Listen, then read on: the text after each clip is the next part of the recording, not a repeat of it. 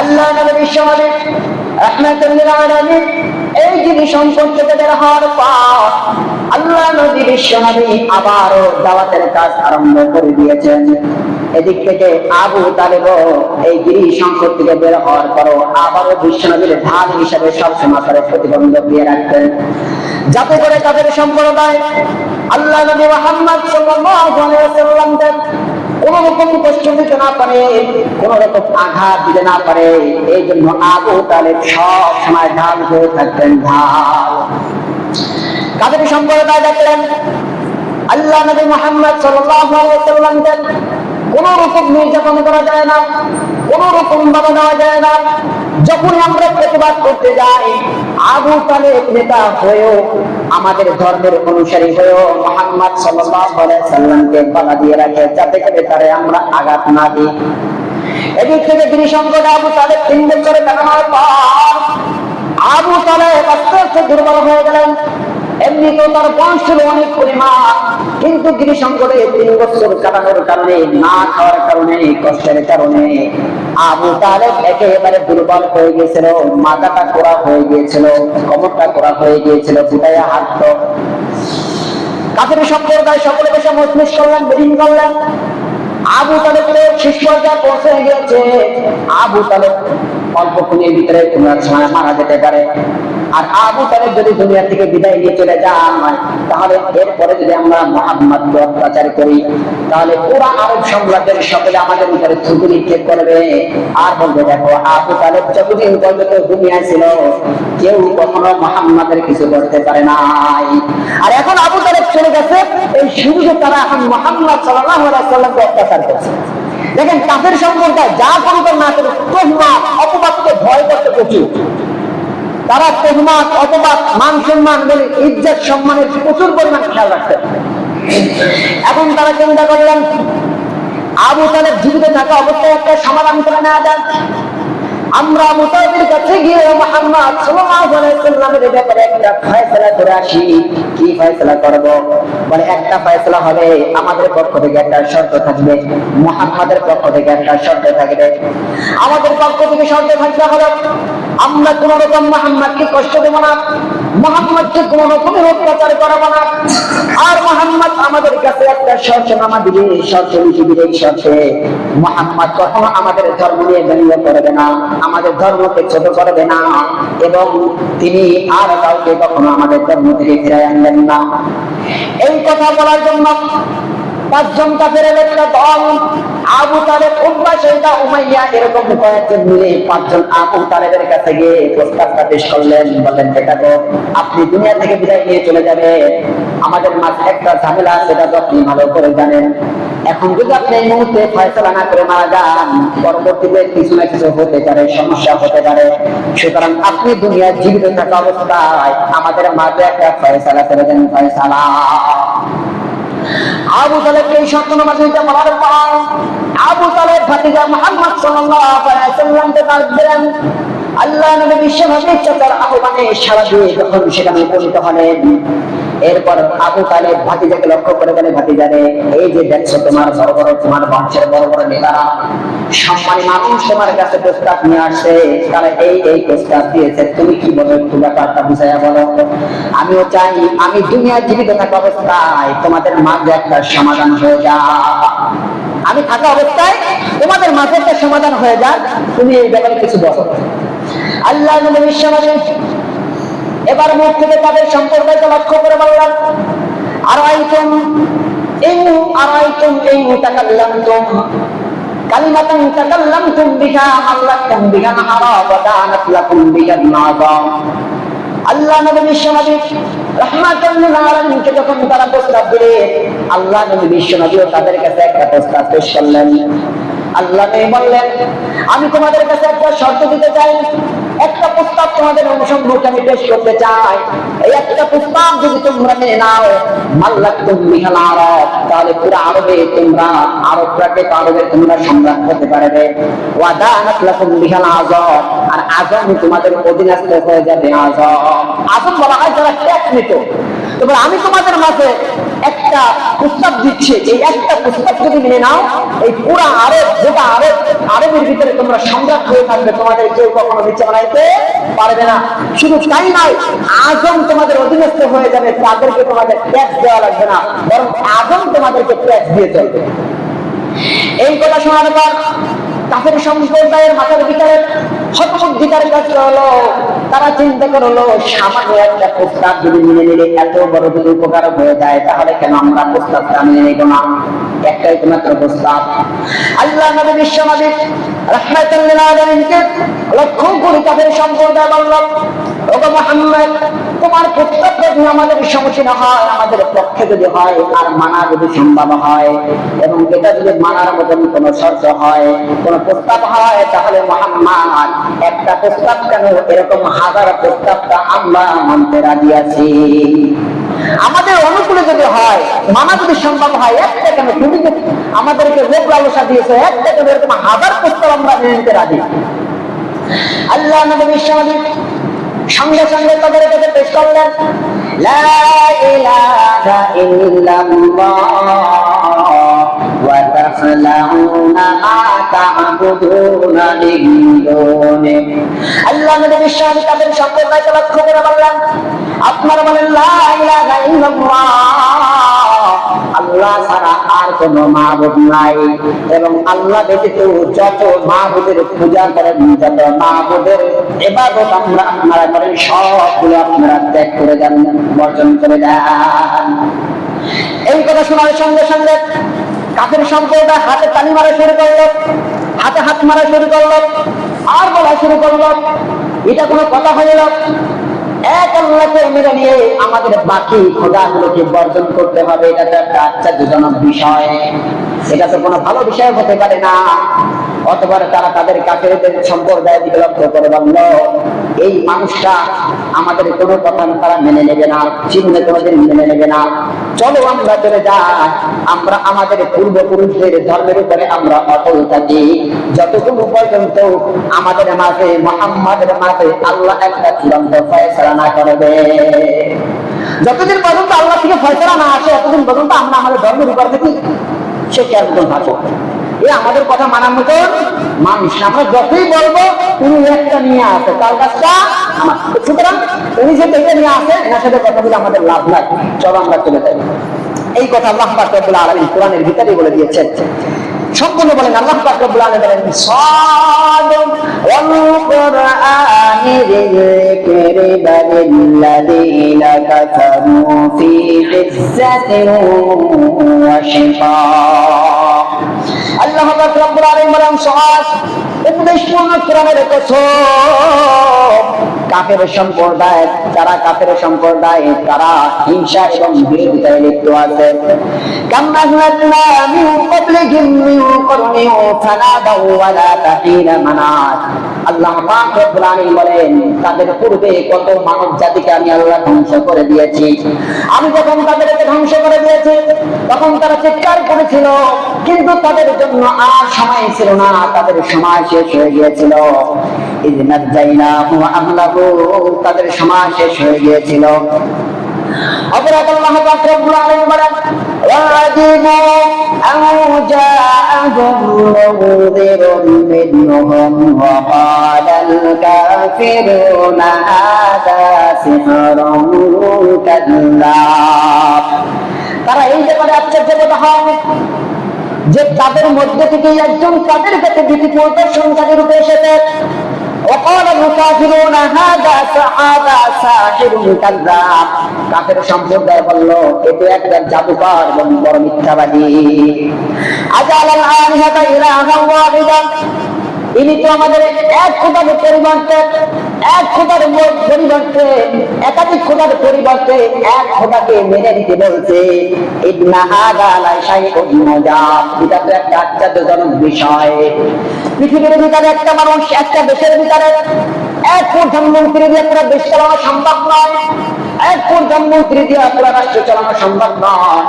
একটা রাষ্ট্র চালাইতে গেলে প্রধানমন্ত্রীর দরকার আছে, এমপি মন্ত্রীর দরকার আছে, এমপি দরকার আছে, চেয়ারম্যানের দরকার আছে, মেম্বারের দরকার আছে।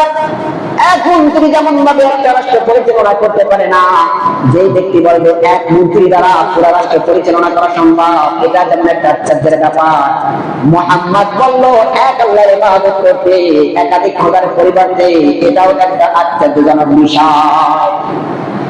একাধিক আল্লাহ এত কিছু সরঞ্জাম দিচ্ছে, এত কিছু পরিচালনা করছে, এক আল্লাহ সম্ভব? দুনিয়ার সামান্য একটু জায়গায় এটা তো মানুষ পরিচালনা করতে পারে না, একজন কত মানুষের প্রয়োজন হয়, আর এই তাম পৃথিবী একজন পরিচালনা করবে, এটা কি সম্ভব? এটা আশ্চর্য একটা বিষয়। এটা কিসের বিষয়? আশ্চর্যের বিষয়। অথচ তারা দুনিয়ার ক্ষেত্রে কিয়াস করে, কিন্তু তারা আল্লাহর ক্ষেত্রে কিয়াস করে না। আহারে দুনিয়ার ভিতরে একটা মানুষ যদি নেতা হয়, ওই মানুষ যদি দুইটা নেতা যদি দুনিয়ার ভিতরে হয়, দুইজন প্রধানমন্ত্রী যদি দুনিয়ার ভিতরে হয়, তাহলে একজন চিন্তা করে তুমি এইগুলা সারা জীবন রাষ্ট্র চালাইছো, এখন একটু পরিবর্তন করে আমি এইগুলা রাষ্ট্র চালাইতে চাই, তোমার দিক তোমার থাকুক, আমারটা আমার কাছে থাকুক, এতদিন তুমি একরকম রাষ্ট্র চালাইছো, আমি এখন অন্যরকম রাষ্ট্র চালাইতে চাই। হয়তো হয় না বলেন? মন্ত্রী যদি দুইটা হয়, অবশ্যই তাদের ভিতরে দ্বিমত হয়, আপনি যে কাজটা করছেন এটা আমাদের পছন্দ হয় না, আমি এইটা করলে মনে হয় ভালো হবে। বলা হয় আল্লাহ যদি দুইটা হয়তো, আমরা মাওলানার ক্লাসে প্রথম ক্লাসে যখন পড়াশোনা করেছি, উর্দু দর্শী অথবা টেস্টের ভিতরে একটা ঘটনা পেয়েছিলাম, যদি দুইজন খোদা হইতো কি হইতো, যদি দুইজন আল্লাহ হইতো কি হইতো? এক আল্লাহ বলতো তুমি সারা জীবন পূর্ব দিক থেকে সূর্য উঠে পশ্চিম দিকে ডুবাইছো, আজকে আমি পশ্চিম দিকে সূর্য ডুবাবো, পূর্ব দিকে ডুবাইতো, কেমন শুরু হইতো হইতো না বলেন? কেমন শুরু হয়ে যেত? এক আল্লাহ বলতো তুমি সারা জীবন রাত্রিবেলা রাত্র দিয়েছ, দিনের দিন দিয়েছ, আমি সুতার পরিবর্তন করতে চাই, আমি দিনের বেলা রাত্র করতে চাই, রাত্রবেলা দিন করতে চাই। একজন বলেছে তুমি সারা জীবন বৃষ্টির সময় বৃষ্টি দিয়েছ, আমি একটু গরমের সময় বৃষ্টি দিতে চাই, ঠান্ডার সময় মোটামুটি এই যে আমাদের আবহাওয়া, এই আবহাওয়া পরিবর্তনের ভিতরে জ্ঞান হতো কি হতো না। দেখেন মানুষ এই একটা কথা মেনে নিতে পারে না যে এক আল্লাহ চালাইতে পারবে, এইটা তারা দুনিয়ায় ক্লাস করে, কিন্তু তারা এইটা ক্লাস করে না যে দুনিয়ার ভিতরে দুইজন যদি সমমানের লোক হয়, তারা দ্বন্দ্ব লেগে যায় যে তুমি সারা জীবন একটা পথে চালাইছো, আমি কেন এক পথে চলবো? তাহলে যদি একাধিক খোদা হতো, অবশ্যই খোদাদের মাঝে মারামারি শুরু হয়ে যেত। এই হলো কাফেরদের দাওয়াত। কাফেররা এই কথা বলার পরে কাফেররা যখন চলে গেল, চিন্তা করলো আর কাজ হবে না। পরিশেষে আবু তালেব আস্তে আস্তে মৃত্যুর সজ্জায় কাতর হয়ে গেলেন, মৃত্যুর সজ্জায় কাতর হয়ে গেলেন। যখন মৃত্যুর সজ্জায় কাতর হলেন, আল্লাহ নবী বিশ্বনাথের কানে চলে গেল, চাচা তো মামলাপূর্ণ হয়ে গেছে, তার কাছে যেতে হয়। আল্লাহ নবী বিশ্বনাথের তার চাচা আবু তালেবের মরণাপন্ন সময়ে তার গৃহে অবস্থান করলেন, গিয়ে দেখেন আবু জাহেল ওখানে বসা আছে। আবু তালেব মৃত্যুর সাথে কাতর, আর আবু জাহেল পাশে বসা আছে। একটা জিনিস মাথায় রাখবেন, দুনিয়ার ভিতরে যদি কোনো মানুষের সঙ্গ যদি বন্ধু যদি অসৎ হয়, ওই মানুষের দুনিয়াতে উভয়ই বরবাদ হয়ে যায়। আবু তালেব আল্লাহকে চিনত, বিশ্বনবীকে চিনত, দিন ধর্ম সবগুলো বিশ্বাস করত, কিন্তু তার অন্তরে স্বীকার করতো না, কারণ তার সঙ্গগুলো ছিল অসৎ, তার বন্ধু বান্ধব ছিল অসৎ। এই অসৎ বন্ধু বান্ধবের কারণে এই আবু তালেবের আর ঈমান আনা হলো না। আমরা যদি দুনিয়ার ভিতরে আমাদের সাথে বর্গ যদি অসৎ হয়, দিনের কর্ম করা আমাদের কাছে অত্যন্ত কঠিন ব্যাপার। যেমন মনে করে একটা ছেলে নামাজি, এখন তার বন্ধু একটা আছে সে নামাজ পড়ে না, দুই তিনজন বন্ধুর সঙ্গে যখন নামাজি ব্যক্তি ঢুকবে, তখন বলবে ভাই আমি নামাজে যাই, তখন বন্ধু বলবে রে এক ওয়াক্ত নামাজ না পড়লে কি হবে, দেখিস না কত বড় দাড়ি বাঁকা মুসল্লিরা নামাজ পড়ে না, তুই তো সামান্য কত তোর বয়স শুরু হয়েছে, আজ খাও কাল কইরা নিস, সেরকম চলে হয়তো হয় না বলে? এই জন্য বলা হয় দুনিয়ার ভিতরে বন্ধু চয়েস করবা যে নেককার, দিনদার, পরহেজগার, আল্লাহ ভীরু, এই ব্যক্তিকে তুমি বন্ধু হিসেবে যদি তোমার পাশে রাখতে পারো, তাহলে তোমার দুনিয়াও সুন্দর হবে, আখিরাতও সুন্দর হবে। ঠিক কিনা? এই জন্য আমাদের বন্ধু চয়ন করতে হবে ভালো বন্ধু।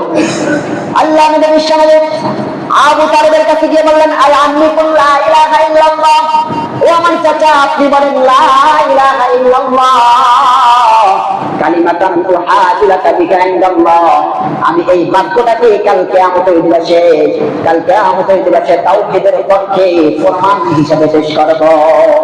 আপনি শুধু একবার বলেন লা ইলাহা ইল্লাল্লাহ, আমি কাল কিয়ামতের দিবসে তাওহীদের পক্ষে দলিল হিসেবে আল্লাহর কাছে পেশ করব।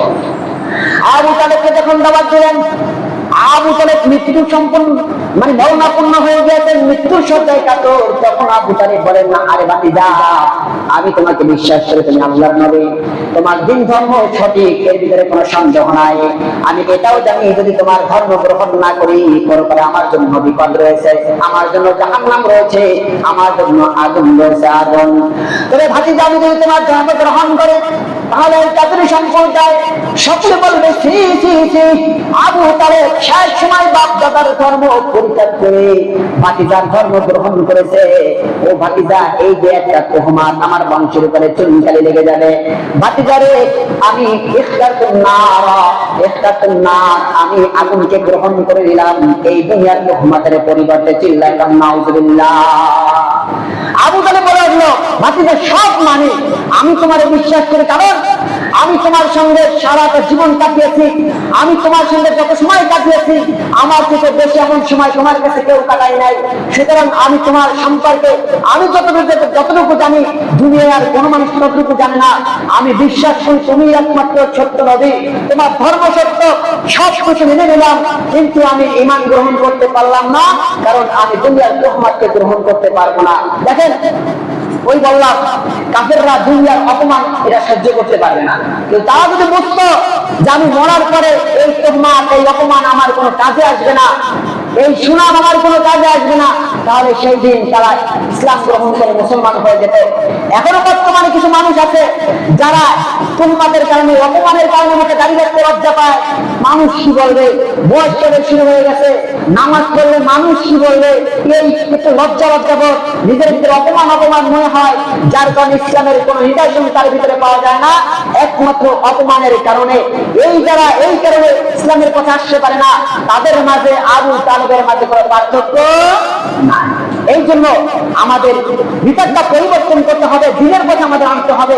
দুনিয়ায় কে আমাকে কি বললো, কে আমার সুনাম গাইলো, কে আমার বদনাম গাইলো, কে কি বললো, এই দিকে আমাদের তাকানো যাবে না। এই কথা বলার পরে আবু তালেব দুনিয়া থেকে বিদায় নিয়ে চলে গেলেন। আল্লাহ নবী বিশ্বনবী মনটা খারাপ হয়ে গেল। আল্লাহ নবী বিশ্বনবী বলেন, লা আস্তাগফিরুল্লাহ লাকা মা লা কুনহাবিহু, আমি আল্লাহর কাছে আমার এই জাকার জন্য কোন পর্যন্ত ক্ষমা প্রার্থনা করব, যতক্ষণ পর্যন্ত না আল্লাহ পাক রব্বুল আলামিন এই ব্যাপারে আমাকে নিষেধ না করে। এই কথা বলার পরে বিশ্বনবী তার চাচার জন্য দোয়া করা শুরু করলেন। আল্লাহ পাক রব্বুল আলামিন আয়াত নাযিল করলেন, মা কানা লিনাবিয়্যিন ওয়াল্লাযীনা আমানু আইয়ুশরিকু বিল আইয়াস্তাগফিরু লিল মুশরিকিন। আল্লাহ পাক রব্বুল আলামিন বললেন, কোন নবীর জন্য এবং কোন মুমিনের জন্য সমতুল্য নয়, সে কোন কাফেরের জন্য ক্ষমা প্রার্থনা করবে, যদিও এই কাফের, যদিও এই বিধর্মী লোক তার নিকটস্থ আত্মীয় লোক হয়, তারপরও তাদের জন্য ক্ষমা প্রার্থনা করা যাবে না। বর্তমান যারা দেখেন নবীকে এত ভালোবাসছেন, জীবন দিয়ে ভালোবাসছেন, তারপরে এই চাচার জন্য দোয়া করতে পারে না। আর আমরা বর্তমান জামানায় একটু যদি হিন্দুদের সঙ্গে খাতির হয়ে যায়, সালামের পর সালাম, হুজুর কত সুন্দর, তারাও আমার সালাম দেয়, আমিও তাদেরকে সালাম দিই। আরে বাবা, তোমার এত ভালোবাসার দরকার নাই। যে হিন্দু, যে কাফের তোমার আল্লাহকে আল্লাহ বলে মানতে রাজি নাই, তোমার রাসূলকে রাসূল বলে মানতে রাজি নাই, এই ব্যক্তি দুনিয়ার ভিতরে কিভাবে ভালো হতে পারে, এটা আমার বিচার। যে আল্লাহকে আল্লাহ মানতে রাজি নাই, সে কেমন ভালো পায়? হিন্দুদের অনেক ভালো। আরে কিসের ভালো? তোমার আল্লাহকে তো আল্লাহ মানে না, তোমার রাসূলকে তো রাসূল মানে না, তোমার ইসলামকে তো সত্য মনে করে না, তাহলে সে কিভাবে ভালো হয়? তাহলে আবু তালেব কিন্তু ভালো মানুষ। যে আবু তালেব তোমার নবী আমার নবীকে জীবন দিয়ে পর্যন্ত ভালোবেসেছে। আবু তালেব বিশ্বনবীর জন্য গিরিশঙ্করে 3টা বছর কাটিয়েছেন খাবার না খেয়ে। এই আবু তালেবের চেয়ে কি ভালো? তাহলে সেই আবু তালেবের জন্য বিশ্বনবী দোয়া করতে পারেন নাই। আল্লাহ ঘোষণা করে দিয়েছেন, শুধু নবী কেন, কোন মুমিনদের জন্য সমতুল্য নয় যে তারা বিধর্মী লোকদের জন্য, কাফেরদের জন্য দোয়া করবে। আল্লাহ নবী বিশ্বনবী এই কথা শোনার পর বিশ্বনবীর মনটা কালা হয়ে গেল, বিশ্বনবীর মনটা ক্রন্দনরত হয়ে গেল, বিশ্বনবীর মনটা খারাপ হয়ে গেল। এমন সময় জিবরাইল আলাইহিস সালাম আসলেন, এসে বললেন, ইয়া রাসূলুল্লাহ, ইয়া হাবিবাল্লাহ, আল্লাহ নবীকে কোরআনের আয়াত শোনালেন পরে, ইন্নাকা লা তাহদি মান আহবাবতা ওয়ালাকিন্নাল্লাহা ইয়াহদি মান ইয়াশা। আল্লাহ নবী বিশ্বনবীকে বলেন, আপনি আপনার নিকট আত্মীয় বলে আপনি তাকে হেদায়েত দেবেন, এটা সম্ভব নয়। নিকট আত্মীয় বলে তাকে হেদায়েত দিতে পারবেন, এটা সম্ভব নয়, কারণ হেদায়েতের মালিক হলেন একজন। চিল্লায় তিনি কে বলেন?